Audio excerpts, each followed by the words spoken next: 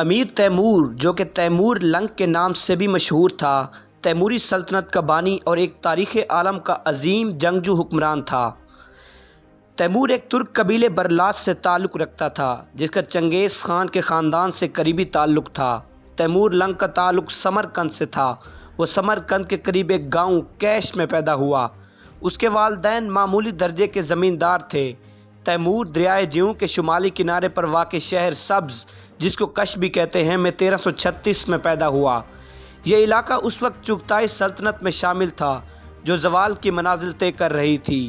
چغتائی حکمران بے بس ہو چکے تھے اور ہر جگہ منگول اور ترک سردار اقتدار حاصل کرنے کے لیے ایک دوسرے سے لڑ رہے تھے۔ تیمور کے استاد کا نام علی بیگ تھا۔ کہا جاتا ہے کہ استاد علی بیگ اپنے طالب علموں کو سبق یاد کرانے کے لیے ڈنڈے کا استعمال کرتے تھے، لیکن انہوں نے کبھی بھی تیمور کو نہیں مارا، کیونکہ تیمور ہمیشہ اپنا سبق یاد کر لیتا تھا۔ ایک دن علی بیگ نے تیمور کے والد کو بلا کر کہا کہ اس بچے کی قدر جان، یہ نہ صرف ذہین اور دوسرے بچوں سے بہت آگے ہے، بلکہ اس میں ناقابل یقین صلاحیتیں ہیں۔ تیمور نے 3 سال میں قرآن حفظ کر لیا تھا، گویا صرف 10 سال کی عمر میں وہ حافظ قرآن بن چکا تھا۔ تخت نشین ہونے کے بعد اس نے صاحب قرآن کا لقب اختیار کیا۔ علوم و نجوم کی روح سے صاحب قرآن وہ شخص کہلاتا ہے جس کی پیدائش کے وقت زہرہ اور مشتری یا زحل اور مشتری ایک ہی برج میں ہوں۔ ایسا شخص اقبال مند، بہادر اور جرأت مند سمجھا جاتا ہے، محاذ اپنے دور کا عظیم ترین حکمران۔ تیمور نے اپنی زندگی میں 42 ملک فتح کیے۔ وہ دنیا کے چند نادر لوگوں میں بھی شامل ہوتا ہے۔ تیمور کی ایک خاص بات یہ تھی کہ وہ ایک وقت میں اپنے دونوں ہاتھوں سے کام لے سکتا تھا۔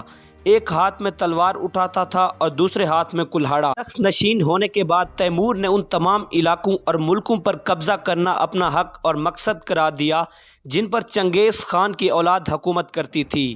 اس غرض سے اس نے فتوحات اور لشکر کشی کے ایسے سلسلے کا آغاز کیا جو اس کی موت تک پورے 37 سال جاری رہا۔ تیمور کے ابتدائی چند سال چغتائی سلطنت کے باقی ماندہ حصوں پر قبضہ کرنے میں صرف ہو گئے۔ وہ 776 ہجری میں کاشغر اور 781 ہجری میں خوارزم پر قابض ہو گیا۔ اس کے بعد اس نے خراسان کا رخ کیا۔ 1381 عیسوی بمطابق 783 ہجری میں ہرات کے خاندان کرد کو اطاعت پر مجبور کیا۔ اگلے سال نیشاپور اور اس کے نواح پر 785 ہجری میں قندھار اور سیستان پر قبضہ کیا۔ 1386 میں اس نے ایران کی مہم کا آغاز کیا جو یورش 6 سالہ کہلاتی ہے، اور اس مہم کے دوران مازندران اور آذربائیجان تک پورے شمالی ایران پر قابض ہو گیا۔ اس مہم کے دوران اس نے گرجستان پر بھی قبضہ کیا۔ 1391 میں تیمور نے خاندان سرائے کے خان توختامش کے خلاف لشکر کشی کی، جو فوجی نقطہ نظر سے حرب کا ایک عظیم کارنامہ سمجھی جاتی ہے۔ سرائے کے خان توختامش کو سائبیریا کے آک اور دے خاندان کے حکمران ارس خان نے تخت سے بے دخل کر دیا تھا۔ تیمور نے توختامش کی مدد کی اور اس کو دوبارہ تخت دلا دیا، لیکن توختامش خوارزم کو اپنی سلطنت کا ایک حصہ سمجھتا تھا، اس لیے اس نے تیمور کا احسان ماننے کے بجائے تیمور سے خوارزم کی واپسی کا مطالبہ کر دیا۔ خوارزم دونوں حکمرانوں کے درمیان ایک مستقل نزاع بن گیا، اور اس کو حاصل کرنے کے لیے توختامش بار بار تیموری مملکت پر حملہ آور ہوا، کبھی سیر دریا اور خوارزم کے راستے اور کبھی قفقاز اور آذربائیجان کے راستے۔ تیمور نے توختامش کی سرکوبی کے لیے 2 مرتبہ روس پر لشکر کشی کی۔ ان میں پہلی لشکر کشی 1391 میں سیر دریا یعنی دریائے سیہوں کے راستے کی گئی۔ تیمور اپنے عظیم لشکر کو قازقستان کے راستے جنوبی ارتش اور یورال تک بے آب و گیارہ میدانوں اور برف زاروں سے کامیابی سے گزار کر لے گیا، اور دریائے کنزجا کے کنارے موجودہ سمارا کے قریب 18 اپریل 1391 کو توختامش کو ایک عظیم خونریز جنگ میں شکست دی۔ روس کی مہم سے واپسی کے بعد تیمور نے 1392 میں ایران میں نئی لشکر کشی کا آغاز کیا، جو یورش 5 سالہ کہلاتی ہے۔ اس مہم کے دوران اس نے ہمدان، اصفہان اور شیراز فتح کیا، آل مظفر کی حکومت کا خاتمہ کیا اور بغداد اور عراق سے احمد جلائر کو بے دخل کیا۔ اس طرح وہ پورے ایران اور عراق پر قابض ہو گیا۔ تیمور ایران کی مہم سے فارغ ہو کر ابھی تبریز واپس ہی آیا تھا کہ اس کو اطلاع ملی کہ توختامش نے دربند کے راستے پر حملہ کر دیا ہے۔ تیمور نے دریائے تیرک کے کنارے 18 اپریل 1395 کو توختامش کو ایک اور شکست فاش دی۔ اس کے بعد تیمور نے پیش قدمی کر کے سیر اور دہ کے دارالحکومت سراہے کو تباہ و برباد کر دیا اور اس کی اینٹ سے اینٹ بجا دی۔ اس مہم کے دوران تیمور استراخان، ماسکو، کیف اور کریمیا کے شہروں کو فتح کرتا اور تباہی پھیلاتا ہوا براستہ کفکاز، گرجستان اور تبریز 798 ہجری میں سمرقند واپس آ گیا۔ 98 میں تیمور ہندوستان کو فتح کرنے کے ارادے سے روانہ ہوا۔ ملتان اور دیپال پور سے ہوتا ہوا دسمبر 1398 میں دہلی پہنچا۔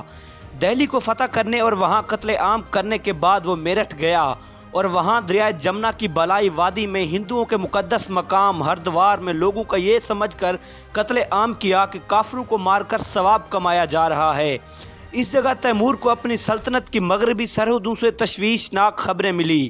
احمد جلائر سلطان مصر کی مدد سے پھر بغداد واپس آ گیا تھا اور اس کے اور سلطان مصر کے ورگلانے سے عثمانی سلطان بایزید یلدرم ان سب کے ساتھ مل کر تیمور کے خلاف محاذ بنا رہا تھا۔ چنانچہ تیمور فوراً واپس سمرقند پہنچ گیا۔ 1399 میں تیمور سمرقند سے اپنی آخری اور طویل ترین مہم پر روانہ ہوا۔ تبریز پہنچ کر اس نے سلطان مصر کے پاس سفیر بھیجے جن کو قتل کر دیا گیا۔ چنانچہ تیمور سلطان مصر کی سرکوبی کے لیے روانہ ہوا جو احمد جلائر کی مدد اور حوصلہ افزائی کرتا تھا۔ حلب، حما، حمص اور بالبک فتح کرتا ہوا دمشق پہنچا اور حسب دستور لوگوں کا قتل عام کیا اور شہر کو آگ لگا دی۔ اس کے بعد وہ بغداد آیا لیکن احمد جلائر اس کے بغداد پہنچنے سے پہلے فرار ہو چکا تھا۔ سمرقند آنے کے بعد تیمور نے چین پر حملے کی تیاریاں شروع کر دی۔ چین ایک زمانے میں چنگیز خان کی اولاد کے قبضے میں رہ چکا تھا، اس لیے تیمور اس پر بھی اپنا حق سمجھتا تھا۔ اس کے علاوہ تیمور کفاران چین کے خلاف جہاد کر کے اس خون ریزی کی تلافی کرنا چاہتا تھا جس کا شکار اب صرف مسلمان ہوئے تھے۔ سردیاں شباب پر تھی اور تیمور بوڑھا ہو چکا تھا۔ سیر دریا کو پار کر کے جو منجمد ہو چکا تھا، جب وہ اترا پہنچا تو اس کی طبیعت خراب ہو گئی اور اس جگہ 11 فروری 1405 کو اس کا انتقال ہو گیا۔ اس کی لاش سمرقند لا کر دفنا دی گئی۔ لڑائیوں میں زخم کھانے کی وجہ سے تیمور کا دایاں ہاتھ شل ہو گیا تھا اور دائیں پاؤں میں لنگ تھا، اس لیے مخالف مورخین اس کو حقارت سے تیمور لنگ لکھتے ہیں۔ اگر یہ ویڈیو آپ لوگوں کو اچھی لگی تو ویڈیو کو لائک کریں، کمنٹ کریں، شیئر کریں اور میرے چینل کو لازمی سبسکرائب کر لیں تاکہ آنے والی اچھی ویڈیوز سے آپ لوگ فائدہ اٹھا سکیں۔